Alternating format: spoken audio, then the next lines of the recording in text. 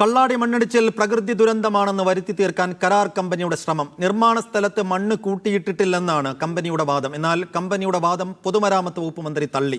മണ്ണെടുത്ത സ്ഥലത്ത് മതിയായ സംരക്ഷണം ഒരുക്കിയിരുന്നില്ലെന്നും ദുരന്തം വിദഗ്ധ സമിതി അന്വേഷിക്കുമെന്നും PK ബഷീർ മീഡിയ വണ്ണിനോട് പറഞ്ഞു.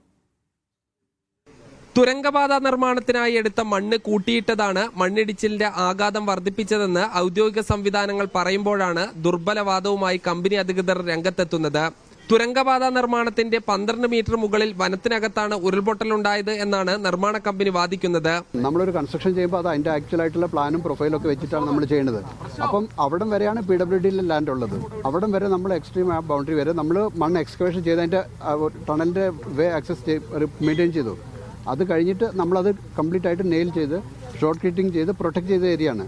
പക്ഷേ അതിന്റെ പുറകിൽ ഒരു 10-12 മീറ്റർ പുറകിൽ നിന്നാണ് ലാൻഡ് സ്ലൈഡ് തുടങ്ങിയിട്ടുള്ളത്. ബ്ലെയിം വന്നത് എങ്ങനെയായിരുന്നു ചോദിച്ചാൽ മണ്ണ് അതിന്റെ മേളിൽ സ്റ്റോക്ക് ചെയ്യുന്നതാണ്. അതല്ല ഫാക്ടർ എന്നാണ് ഞാൻ പറഞ്ഞത്. പാറയ്ക്ക് താഴെ നിന്നും വ്യാപകമായി മണ്ണെടുത്തതാണ് അപകടത്തിലേക്ക് നയിച്ചത് എന്ന വാദവും ശക്തമാണ്.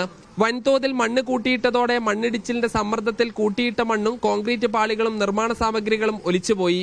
കമ്പനിയുടെ വാദങ്ങൾ പൂർണ്ണമായും സർക്കാർ തള്ളുകയാണ്. ഇവർ പറയുന്നത് അവരെ കുറ്റം കൊണ്ടല്ല എന്നാ പറയുന്നത്. അതല്ല, അവിടെ ആദ്യം മണ്ണെടുത്ത സ്ഥലത്തില്ല പ്രൊട്ടക്ഷൻ ശരിയായില്ല. ഏതായാലും ഒരു വിദഗ്ധ സമിതിയെ വെക്കുന്നുണ്ട്. എന്താണ് സംഭവിച്ചെന്നത് നല്ലൊരു വിദഗ്ധ ഒരു പഠനം നടത്തുന്നുണ്ട്. കൂട്ടിയിട്ട മണ്ണ് നീക്കം ചെയ്യണമെന്നും ഇല്ലെങ്കിൽ അപകടത്തിന് കാരണമാകുമെന്നും ജില്ലാ കലക്ടർ ഉത്തരവിട്ടിട്ടും അത് കമ്പനി പാലിച്ചില്ല. കമ്പനിയുടെ വാദങ്ങൾ യുക്തിസഹമല്ലെന്നാണ് സർക്കാർ വൃത്തങ്ങൾ പറയുന്നത്. എന്താണ് മണ്ണിടിച്ചിലേക്ക് നയിച്ചത് എന്ന് ശരിയായി കണ്ടെത്തണമെങ്കിൽ ശാസ്ത്രീയമായ അന്വേഷണം വേണം. ക്യാമറ പേഴ്സൺ ജയ്സൽ ബാബു പിലാശ്ശേരിക്കൊപ്പം സാജിദ് അജ്മൽ, മീഡിയ 1, വയനാട്.